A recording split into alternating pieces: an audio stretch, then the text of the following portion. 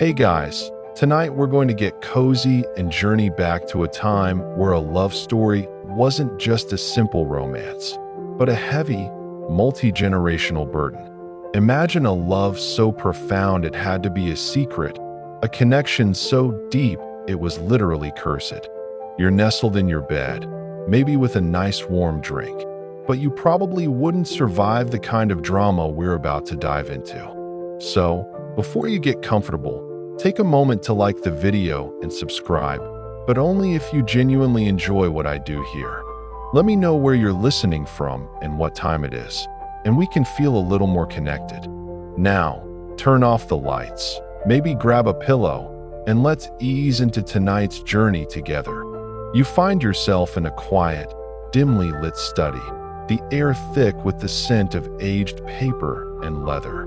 Dust motes dance in the solitary shaft of moonlight cutting through a high window. You're not alone. A young woman named Elara is hunched over a heavy, leather-bound book, her brow furrowed in concentration. She's a scribe, one of the last in a long line, entrusted with the care of ancient texts and forgotten histories. She moves with a gentle grace, her fingers tracing the script on a brittle, yellowed page. This is a family journal, passed down for generations, but this particular section has always been overlooked, its pages stuck together like they were glued with time itself. It's here, in this quiet moment, that you watch her discover the first hint of the curse. The text isn't a spell or a decree. It's a series of emotional letters and entries, a sad story of a man and woman who loved each other deeply but were never meant to be. The writer, an ancestor of Elara's, describes a love that was a beautiful tragedy, a fire that burned too bright and consumed everything in its path. He speaks of a generational sorrow, a bond that binds and breaks, and a love that must never find peace. Elara reads on, her heart sinking with each word. The narrative is a patchwork of poetic regret and genuine anguish. You can feel the weight of centuries of unspoken pain in the as you read over her shoulder. You notice a recurring symbol, a stylized locket, a heart split in two, with a delicate, intertwining vine. The same symbol is carved into a small, wooden box she inherited, one she always thought was just a decorative heirloom. The journal describes the origin of this curse not as a magical spell, but as a promise twisted by circumstance. It's a lover's vow, made in a moment of despair, that their love would be so epic, so all-consuming, that it would echo through time, preventing any of their descendants from finding lasting happiness. The journal ends with a warning, a plea for some future generation to break the cycle. The curse, it explains, doesn't kill or harm. It simply ensures that any true, deep love you find will inevitably face an insurmountable obstacle, a challenge designed to tear you apart, to ensure the love story remains a beautiful, heartbreaking tragedy, just like the first one that you feel a chill run down your spine. It's not just a story. It feels real, tangible. You see Elara's hand tremble as she closes the book. She's not just a historian now. She's an active participant in a generations-old drama. She doesn't fully believe it, of course. Not yet. It's a fanciful tale, a piece of folklore from a more romantic, dramatic age. But a seed of doubt has been planted. The journal entries are too specific, too personal. They speak of small, intimate details that couldn't have been fabricated. They talk about a lover's laugh, a specific kind of flower, a hidden note in a specific place. You know, like how we sometimes keep little mementos of our own, little tokens that only mean something to us. This is exactly what's happening here, except these tokens are pieces of a tragic puzzle. You can tell she's already starting to piece things together in her mind, to connect the dots between her family's strange history and this ancient, sorrowful curse. She pushes the book aside and stands, stretching her back. Her eyes are wide, thoughtful. You feel a sense of foreboding, a quiet anticipation. She's about to walk out of this study and into her own life, a life that, unbeknownst to her, has already been charted by a past she's just discovered.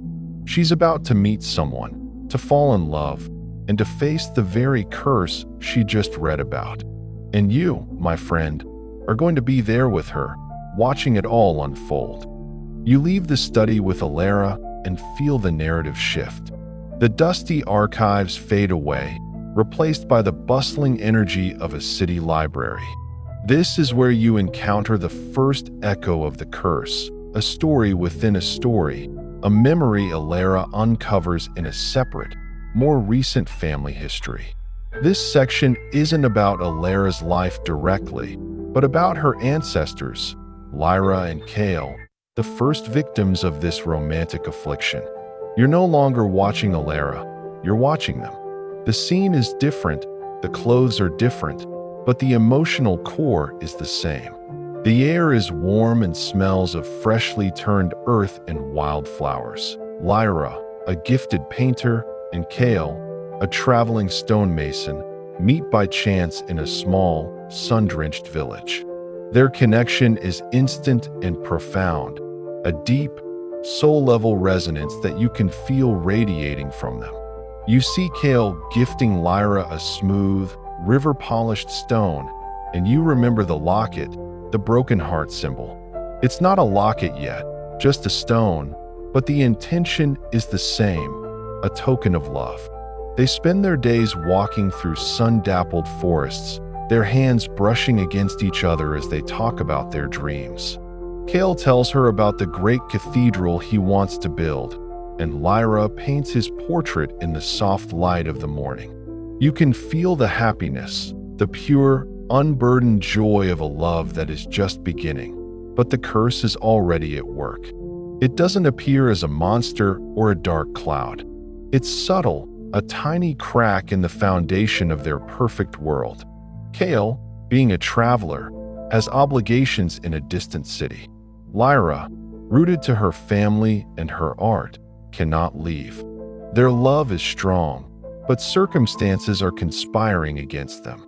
A misunderstanding begins to fester, a small seed of doubt planted in both of their hearts.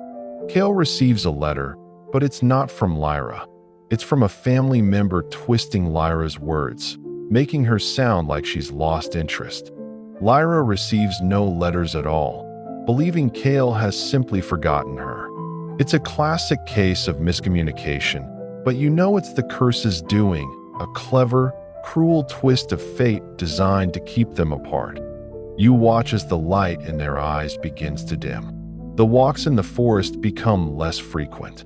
The love letters, if they ever reach their destination, are filled with pain and confusion instead of longing. You feel their frustration, their sorrow, the way their love begins to feel like a burden rather than a blessing. The cursed element isn't some mystical, dark force. It's the way it manipulates the ordinary, the human elements of a relationship, doubt, distance, and misunderstanding, and turns them into weapons. Remember the sunscreen from Crocodile Poop? That was a silly, funny kind of historical detail. This is a sad one that the final scene of their story is heartbreaking. Lyra, believing Kale has abandoned her, decides to marry someone else, a kind but unremarkable man from the village. Kale, returning years later to find her gone, assumes she never loved him at all. He leaves the smooth stone he once gave her on her doorstep, a final, painful goodbye. The curse, for the first time, has successfully done its job. It didn't destroy their love. It simply ensured it could never come to fruition. It kept them apart, leaving them both with a legacy of quiet, aching sorrow. You feel the weight of their story, the tragic echo that has resonated down through the generations, culminating in Elara's discovery. Their story is a warning, a blueprint for the emotional pitfalls that now lay in wait for her. You know this is just the beginning, a prologue to Elara's own story, a prelude to the heartache she's about to face. Now we're back in the present with Elara, the weight of Lyra and Kale's tragic love story settling heavily on your shoulders. You see her go about her life, but everything is colored by the new knowledge you both possess. A normal day becomes something more, every interaction a potential landmine. Elara is a history student, and her passion is what leads her to the very man who will become the modern-day Kale, a charismatic and intelligent historian named Finn. He is a little bit sarcastic, a little bit playful, and has a laugh that echoes through the university's halls. He's also exactly the kind of person who would challenge Elara's newfound belief in a curse. You first see them together in a lecture hall. He's presenting a paper on ancient societal rituals, and his perspective is entirely pragmatic. He sees history as a series of cause and effect events, a logical progression of human choices and circumstances. You can feel the immediate, magnetic pull between them. It's not just intellectual. It's an emotional current that seems to spark in the air whenever they're close. They debate after the lecture, their conversation flowing effortlessly from historical facts to personal anecdotes. You can see the playful way he teases her about her romantic approach to history, and the way she blushes but doesn't back down. It's a genuine connection, a slow-burning fire that feels both inevitable and dangerous. Now that you know the story of Lyra and Kale, Elara, for her part, tries to dismiss her feelings. She reminds herself of the curse, of the generations of heartbreak, but it's hard to deny the way her heart skips a beat when Finn sends her a late-night text, or the way her face hurts from smiling after a coffee date. You see the internal conflict playing out in her mind. On one hand, she's a modern, rational woman who doesn't believe in fairy tales, let alone curses. On the other hand, the details in her family journal were so specific, so emotionally raw, that they feel more real than any textbook. She's torn between the safety of keeping her distance and the undeniable allure of a love that feels, for the first time, truly her own. One evening, you're with her in a cozy little bookshop. Finn is there too, and he's telling a story about a ridiculous archival mistake he once made, and you see Elara's genuine, unrestrained laughter. It's in this moment that you realize this isn't just an echo of the past. This is a new story with its own stakes and its own characters. But you also feel a deep sense of dread. The curse, as you remember, doesn't announce itself with thunder and lightning. It begins with the beautiful, genuine connection and then slowly, subtly, starts to twist things. You see Elara looking at Finn, and her expression is a mix of pure happiness and a quiet, almost fearful sadness. She's falling in love, and she knows, deep down, that she's walking right into the very trap her ancestors warned her about. The curse is a shadow that follows their every happy moment, a silent promise of future sorrow. You watch them, these two people so perfectly suited for each other, and you can't help but wonder, what tiny, innocent event will be the catalyst for the curse to start its work on them? You feel the tension, the quiet dread, building with every passing day, every shared glance, every joke, every moment of genuine connection. The air is thick with anticipation as Elara and Finn's romance deepens. You're with them on a perfect, sunny afternoon, meandering through an antique fair. The energy is light, filled with the joy of discovery and the easy banter of two people falling for each other. They're rummaging through a box of old trinkets, laughing at the strange, forgotten objects from another time. It's in this seemingly insignificant moment that the curse, dormant and waiting, finds its new target. Finn, with a playful smile, pulls out a small, tarnished silver locket. It's a heart, split cleanly in two, with a delicate, intertwining vine carved into the surface. The sight of it sends a quiet jolt of recognition through you and Elara. It's the symbol from her ancestors' journal, the very one that signified the tragic love of Lyra and Kale. The metal is cool to the touch, and it feels heavy, weighted with the history you now know. Finn, oblivious to the dread that's starting to coil in Elara's stomach, holds it out to her. "Look," he says, "it's a broken heart." A bit dramatic, but kind of beautiful, isn't it? You see Elara's face, a mix of fascination and fear.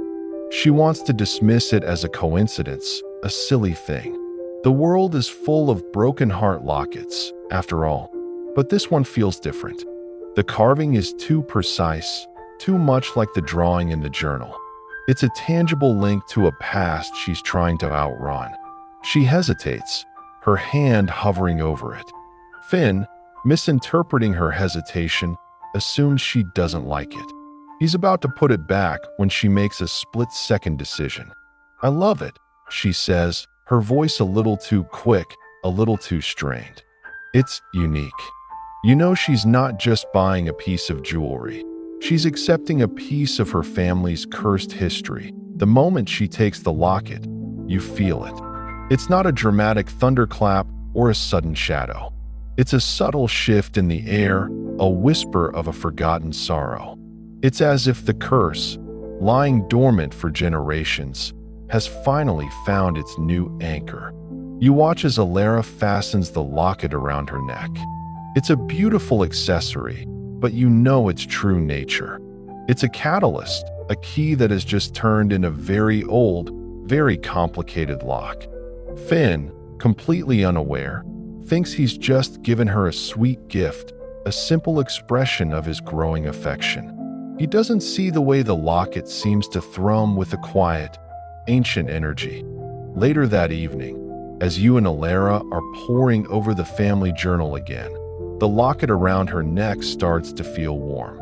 As she holds the locket in her palm, a new page in the journal, one she had never been able to open before, magically unsticks itself. The page isn't filled with words, but with a detailed, hand-drawn map. It's a map of a place she doesn't recognize, filled with cryptic symbols and poetic phrases. The locket seems to be a key, not just to the curse, but to its secrets. It has unlocked the next chapter in the story of her family's heartbreak. You feel the weight of this new discovery. The curse isn't just something that happens. It's something that can be understood and maybe, just maybe, undone. But the path forward is unclear and filled with more questions than answers. The simple gift has now become a dangerous artifact, and you know their love story will never be a simple one again. The antique locket is now a tangible, heavy presence in Elara's life, a silent ticking clock counting down to an inevitable confrontation with the curse. You feel the urgency, the need to understand this new map she's uncovered. The map is not a map of a city or a country. It's a map of a forgotten place, an old, overgrown garden. The cryptic symbols and poetic phrases point to specific locations within this garden: a weeping willow, a sundial, a broken stone bench. You and Elara know you have to go. It feels like a historical scavenger hunt, but with stakes far higher than bragging rights. The journey to the garden is a quiet, contemplative one. The city's hustle and bustle fades away, replaced by the gentle rustle of leaves and the distant chirping of birds. You arrive at an old stone wall, hidden behind a modern housing development. A small, rusted gate swings open with a groan, revealing a garden that time seems to have forgotten. It's overgrown and wild, but you can still see the ghosts of its former beauty. There's a path that has almost disappeared under a thick carpet of moss, and old rose bushes twist into gnarled, thorny sculptures. You can feel the history here, the centuries of seasons that have passed over this one small patch of land. It's not a scary place, but a sad one, a place heavy with memory. Elara, clutching the locket in her hand, follows the map's first clue, where sorrow weeps for time gone by. It's a phrase that instantly makes you think of a weeping willow, and sure enough, you find a massive, ancient one in the center of the garden, its branches hanging low like a curtain of green tears. It's a beautiful, melancholy sight. Tucked into the roots of the tree, you and Elara find a small, carved wooden box. Inside is another journal, a second volume. This one isn't a collection of letters, but a series of poems and personal reflections, all from a different family member, a woman named Isabel who lived a century after Lyra and Caled. Isabel's entries are filled with a desperate, beautiful sorrow. She writes of a love that bloomed too late, a love for a man who was already promised to another. The poems are heart-wrenching, filled with the pain of unrequited love and the deep, familial guilt of being a descendant of the cursed line. She writes of her own attempts to break the curse, to find some way to outsmart it, but all her efforts failed. You feel her frustration and her loneliness. She mentions an old, wise gardener who once told her of a glimmer of hope, a potential loophole, a way to end the cycle. But Isabel never found it. The journal ends abruptly, a final poem about a love she had to let go of to spare her beloved from the curse's inevitable grip. You and Elara are standing under the weeping willow, holding this new journal, feeling the weight of a century of sorrow. The garden, with its silent, ancient trees and its forgotten pathways, feels like a physical manifestation of the curse itself. A beautiful place that has been slowly, tragically reclaimed by sadness and time. The locket around Elara's neck feels a little heavier. You know that Isabel's journey, her failure, is a precursor to Elara's own. It's a warning that this is a battle that can't be won with just a little bit of effort. The curse is resilient, and it has claimed many hearts before. You both realize that Finn is now a part of this story, a key figure in this unfolding tragedy. The clock is ticking, and the map you've just found feels like both a guide and a warning. The garden, once a place of beautiful sorrow, now holds a glimmer of hope. You and Elara feel it. The new journal from Isabel, while heartbreaking, also mentioned a potential path to breaking the curse. This time, you're not searching for a tragic relic, but for a person, the old, wise gardener Isabel wrote about. You and Elara follow a forgotten cobblestone path that winds through the back of the garden, past a collapsed greenhouse and a stone fountain filled with moss. Tucked away in a small, well-tended vegetable patch, you find him. He's ancient, his hands gnarled like the roots of a tree, his eyes a gentle, knowing blue. He's tending to a single, vibrant rose bush, the only thing in the whole garden that seems to be truly thriving. He doesn't seem surprised to see you. It's as if he's been waiting for you, or rather, for a descendant of the cursed line to finally show up. He looks at the locket Elara is wearing, a sad smile playing on his lips. "Ah," he says, his voice a soft rasp, "the old promise. A beautiful and foolish thing." He tells you his family has been the caretakers of this garden and the secret of the curse for generations. He tells you the curse isn't a malicious hex, but a tragic misunderstanding. The ancestor who created it, consumed by grief after losing their love to circumstance, made a vow not to a dark force, but to the very concept of love itself. A vow that love would be so powerful it would never be forgotten, even if it could never truly exist. The curse was meant as a way to honor a love so great it couldn't be contained in a single lifetime, but it backfired horribly. It didn't honor love. It just ensured its impossibility. He tells you the way to break it isn't with a grand act of magic or a powerful ritual. It's with a sacrifice, but not of an object or a person's life. The curse feeds on expectation and hope. It thrives on the idea that love should be easy and perfect. The only way to break it is to let go of that expectation completely. The sacrifice he speaks of is the sacrifice of a love that wants to be, a love that is currently blossoming. He explains that for the curse to be broken, the two lovers must willingly, and without bitterness, choose to separate for a significant period of time, to let their love exist as a memory, not as a present reality. The curse's power comes from a lover's despair at being apart. So the only way to defeat it is to embrace that separation, to choose it freely and lovingly, to prove that their love is so strong it doesn't need to be in constant physical proximity to survive.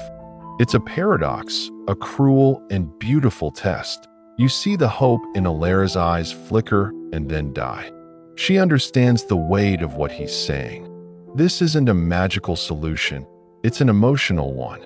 It requires a level of faith and sacrifice that feels impossible.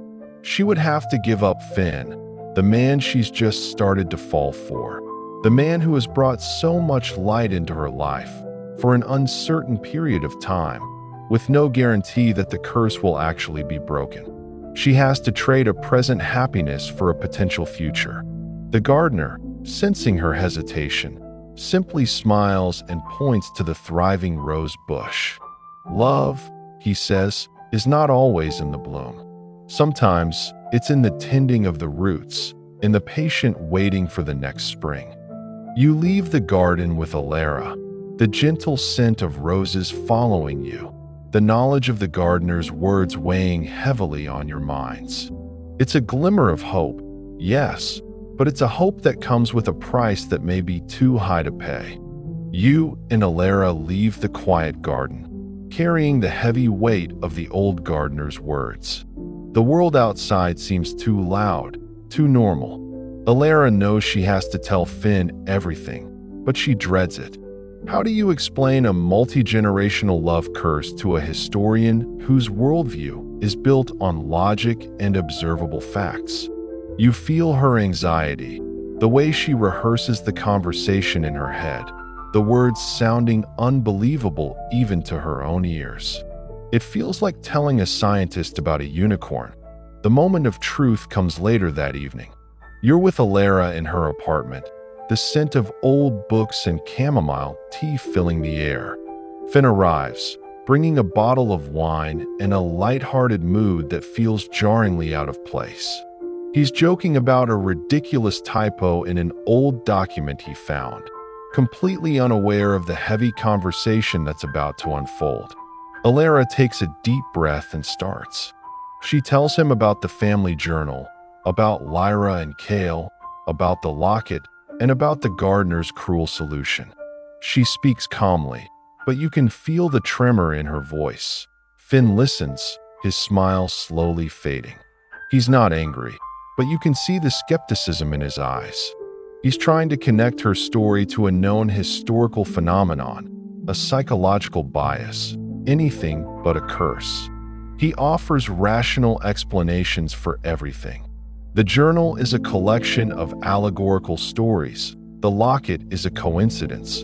The gardener is a charming old man with a vivid imagination. He's gentle, but firm in his belief that this is all a beautiful, tragic tale and nothing more. He tries to comfort her, to hold her, but she pulls away. The curse, she explains, isn't something that can be reasoned with. It's a fundamental part of her family's history, a force that has to be acknowledged. You feel the tension building between them, a new kind of rift that has nothing to do with jealousy or anger, but with two different ways of seeing the world. Then, it happens. The manifestation. It's not a ghost or a shadowy figure. It's a seemingly innocuous event, but you and Elara know what it is. A small, delicate vase on a shelf, one that had been a part of Elara's family for years, suddenly falls. It shatters on the floor, the pieces scattering across the room. Finn, thinking it was an accident, moves to clean it up. But as he does, The locket around Elara's neck starts to feel incredibly hot, almost burning against her skin. The locket, in turn, causes a single, vibrant red rose on the table to wilt instantly, its petals curling and turning black as if in fast forward. The air grows cold, and a quiet, sorrowful whisper seems to echo from the corner of the room, a sound so faint you almost question if you heard it at all. It's a sound of a heart breaking.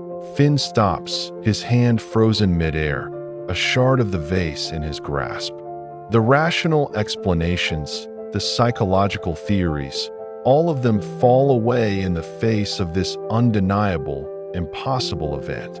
The look on his face is one of pure, unadulterated shock. He's no longer a skeptic. He's a believer. He looks at Elara, at the now blackened rose, and then at the locket, his eyes wide with fear and understanding. The curse, for the first time, has shown itself to someone outside the family, and you know there's no going back. Their love story is no longer just a romance. It's a battle against a tragic, ancient force. The air in the apartment is heavy with a new kind of silence, not comfortable, but a stunned, fearful hush. Finn stands there, a shard of porcelain in his hand, his rational world shattered along with the vase. He looks at Elara, no longer as a girlfriend with a charming but unbelievable family story, but as the direct descendant of a tragic and very real curse.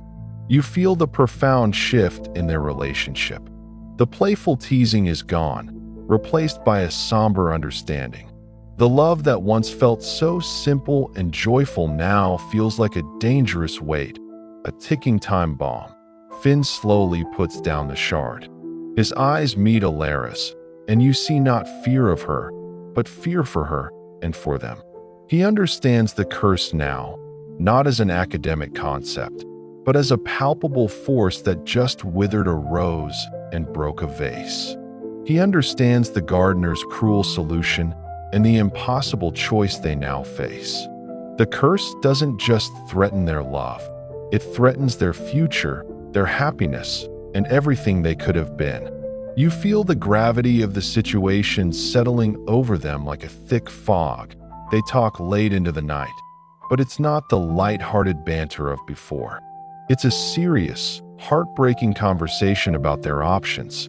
They could try to fight the curse together, but they have no idea how.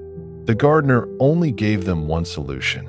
They could ignore it, but the chilling manifestation from earlier proved that the curse won't be ignored. The locket feels like a constant, burning reminder of the danger. The only path forward, as the gardener described, is to willingly choose separation, to let their love become a memory, a hope for the future, a proof to the curse that their connection is so strong it doesn't need to be nurtured in the present.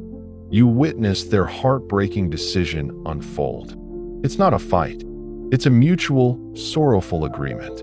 They sit on the floor of Elara's apartment, surrounded by the debris of a shattered vase and a wilted flower, and they make a pact.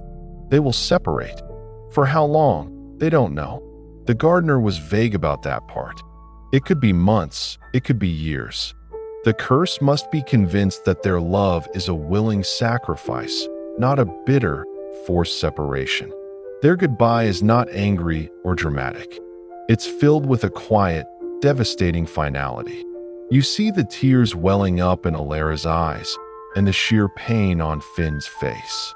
He holds her close for a long, quiet moment, a farewell that feels like a lifetime that he finally pulls away, and you feel the physical void between them. The apartment feels colder, emptier. The beautiful, blooming romance is now an empty space, a quiet absence. They've chosen the difficult path of separation, a choice made not out of malice or a lack of love, but out of a deep, profound love for each other and a desperate hope for a future free from the shadow of the curse. You watch Finn walk out the door, and the sound of it closing is deafening in the silence. The locket around Elara's neck is now cool again, but the ache in your heart and in hers is anything but. This is the ultimate heartbreaking twist. They have to break up to prove that their love is real. The silence that follows Finn's departure is deafening. You feel Elara's world shrink to the four walls of her apartment, every object a painful reminder of a life they were just beginning to build.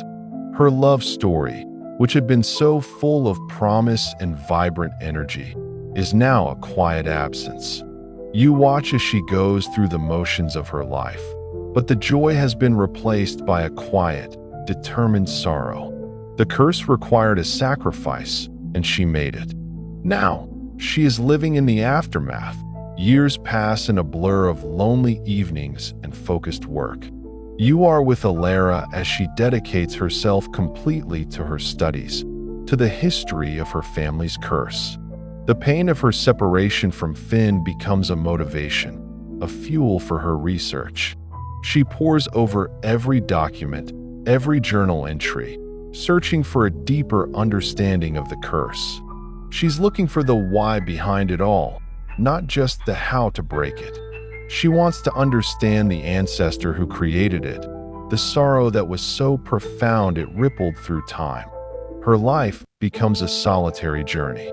She graduates, becomes a respected historian, and publishes papers, but there's a part of her that feels forever incomplete. She still wears the locket, a cold piece of metal that no longer holds the promise of a blossoming romance, but the ache of a ghost. You see her on quiet nights, her hand touching the locket, her thoughts undoubtedly drifting to Finn. Where is he? Is he happy? Has he forgotten her? The curse's power wasn't in keeping them apart physically. It was in the emotional weight of that separation, the constant, low-burning pain of wondering what if. You watch her grow older, wiser, and more resolute. The young, hopeful woman you met in the library has been forged in the fire of loss. But she hasn't become bitter. She's become empathetic, understanding the deep, quiet sorrows of her ancestors in a way she never could before. Her research now isn't just about breaking the curse for herself, but about liberating her entire family line from its shadow.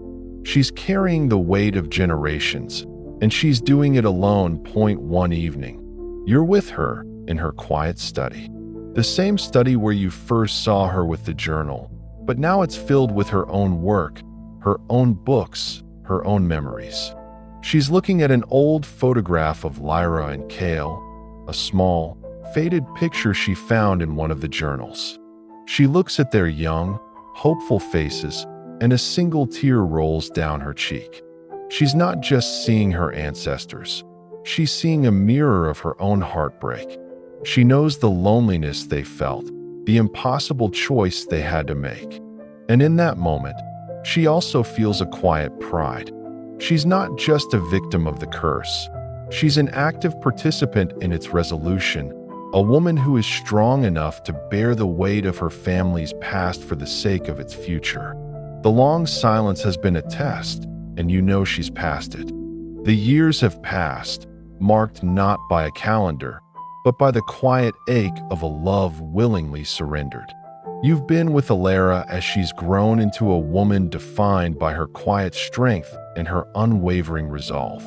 The story of her life has been a silent one, a journey of research and lonely evenings. You've seen her on her birthday, on holidays, and on quiet, rainy afternoons, and there was always a part of her, a part of you, that wondered where Finn was. Was he happy? Had he moved on? Did he ever think of her? This silence, you know, was the truest test of the curse. It wanted her to despair, to become bitter, to believe that her sacrifice was for nothing. But she didn't. She held on to the memory of their love like a fragile, precious ember. Then, one crisp autumn day, the long silence shatters. You're with Elara at a historical conference in a city she hasn't visited in years. The air is electric with the energy of academics and the hum of intellectual debate. She's presenting a paper on ancient love rituals, a topic that feels ironically close to her heart. As she's walking through a crowded hall, a familiar scent wafts by, a specific, earthy cologne that sends a jolt of recognition straight to your soul. You turn your head, and your breath catches in your throat. There he is. Finn. He's a little older, with a few lines around his eyes that weren't there before, and his hair is a bit longer. He looks more confident, more settled. He's standing by a display, talking with a colleague. His gestures familiar, his laugh the same melodic sound that she has cherished in her memory for so long. Their eyes meet across the crowded room, and time seems to slow down, the noise of the conference fading into a dull roar. The shock and surprise on his face quickly give way to a soft, heart-wrenching smile. It's him, the man she gave up everything for, the man she loved enough to let go. For a moment, neither of them moves. The years of silence, the pain of separation, and the shared burden of the curse are all hanging in the air between them. You feel Elara's heart hammering in her chest. She doesn't know what to do, what to say. The curse is still there, isn't it? The gardener never said it was gone. Has their separation been long enough? Was their sacrifice sufficient? The fear of repeating the past, of falling in love all over again only to have it ripped away, is a palpable presence. But then, Finn starts to walk towards her. He moves slowly, deliberately, his eyes never leaving hers. He doesn't say anything at first. He just stands there, a quiet question in his gaze. She notices the look on his face isn't just one of happiness or surprise. It's one of deep, profound understanding. He's been on his own journey too. He's been carrying the weight of their story just as she has. The separation wasn't a punishment. It was a shared sacrifice. You feel the beginnings of a fragile new hope. This isn't the same romance. It's a reunion of two people who have been through a great deal of pain and have come out on the other side, stronger and more aware of the true value of what they had. The story isn't over yet, but the long silence has finally been broken. The reunion isn't a passionate, romantic embrace. It's something far more profound. You're with Elara and Finn as they slowly make their way to a quiet corner of the conference hall, away from the bustling crowd. The initial shock and surprise fade, replaced by a quiet, shared understanding. There's no need for a lengthy explanation. The years of silent sacrifice have already spoken for themselves. They know what the other has endured. They've both walked the lonely path the curse demanded. They sit on a bench, a respectful distance between them, and they simply talk. They don't talk about their separation in a bitter, angry way. They talk about their lives, about their work, about the people they've become. Finn tells her about his own journey, the way the curse's manifestation that day in her apartment changed his perspective on everything. He tells her he spent years researching her family's history from a different angle, looking for clues, for a way to help from a distance. He tells her he found a new appreciation for the emotional side of history, for the stories that are whispered in the margins, not written in the bold headlines. You feel a deep sense of warmth and relief. He didn't abandon her. He was fighting the curse on his own terms. The air around them is different now. It's not filled with the youthful, untested hope of their initial romance.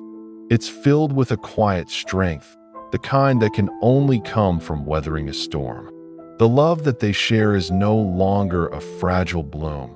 It's a deep-rooted tree that has survived a long winter. The curse had tried to tear them apart by forcing separation and despair, but it had, in a strange twist of fate, made their connection stronger. Their love is now based not just on shared laughter and easy chemistry, but on shared sorrow and a deep, mutual respect for the sacrifices they both made. You notice something else, too. The locket around Elara's neck is no longer a cold, heavy burden.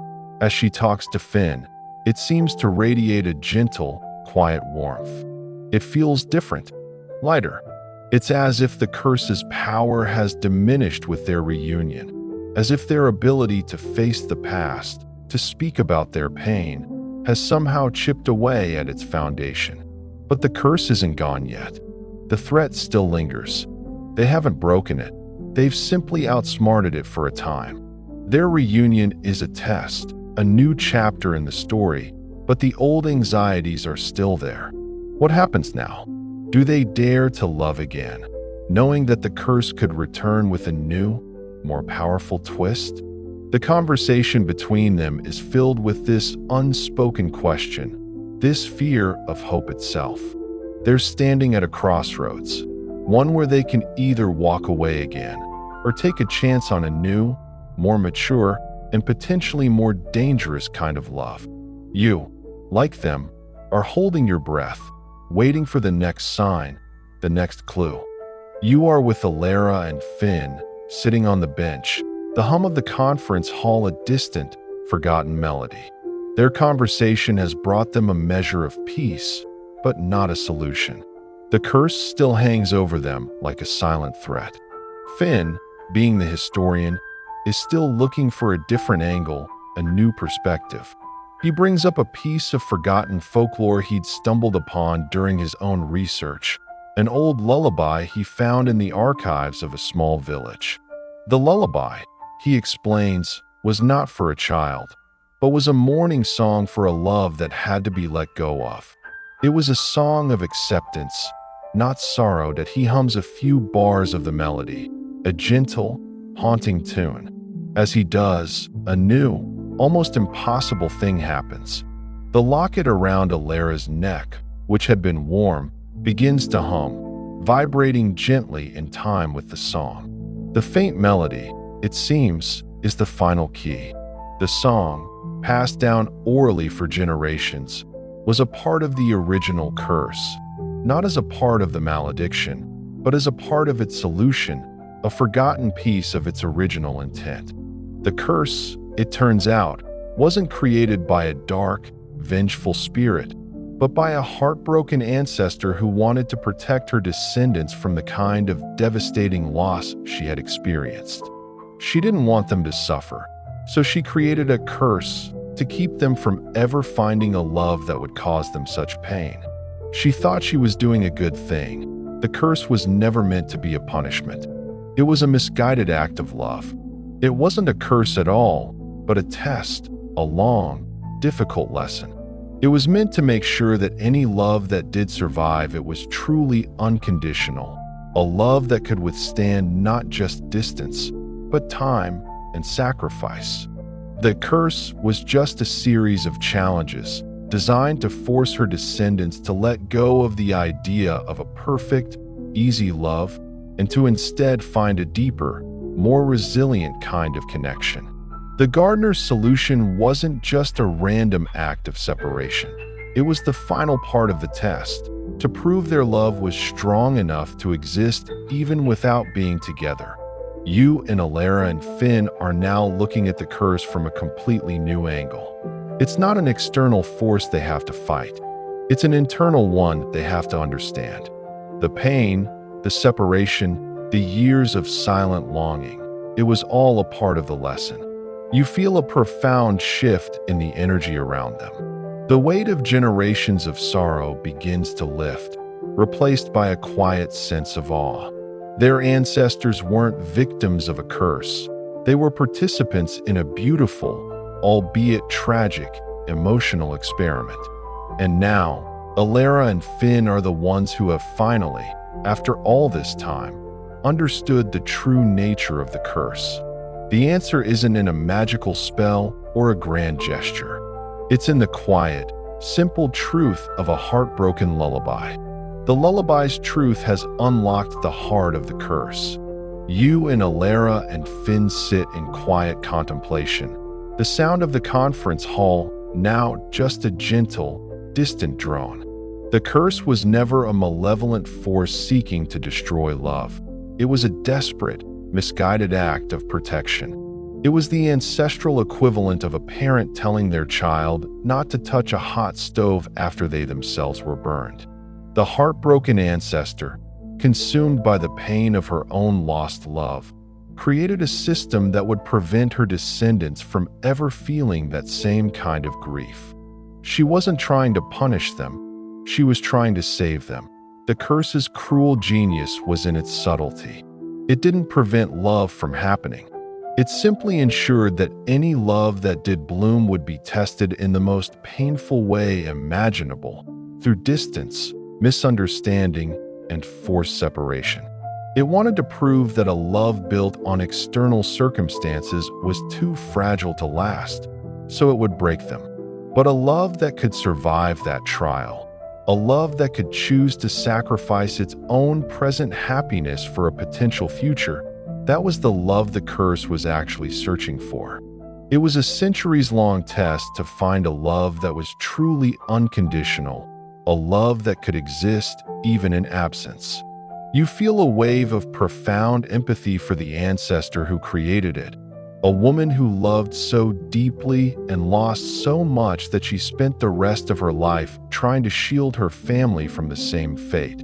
The years of loneliness Elara endured, the quiet ache of her separation from Finn, weren't for nothing. They were the very thing that proved her love was strong enough. They were the quiet, difficult tending of the roots of her relationship, as the old gardener had said. Her love wasn't a fragile flower anymore. It was an ancient, resilient tree. And Finn's journey, his quiet, separate research into her family's history, was his own part in the test. He didn't run away from the curse. He chose to understand it, to work alongside her in a way she didn't even know was possible. Their love had been tested, not by a cruel force, but by a profoundly sorrowful one that you now understand that the final step isn't about breaking the curse with some grand, magical act. It's about accepting its true nature. It's about letting go of the anger and the pain, and instead embracing the lesson it was trying to teach. The curse was never meant to be broken by force. It was meant to be understood and then, in a final act of profound forgiveness, simply let go of. You look at Elara and Finn, and their faces are no longer filled with the weight of dread, but with a quiet, peaceful realization. The curse is not their enemy. It's a part of their family's story, a difficult and painful chapter that has finally, after all this time, taught them the true meaning of enduring love. The realization has set in. The curse is not a villain to be defeated, but a teacher to be understood.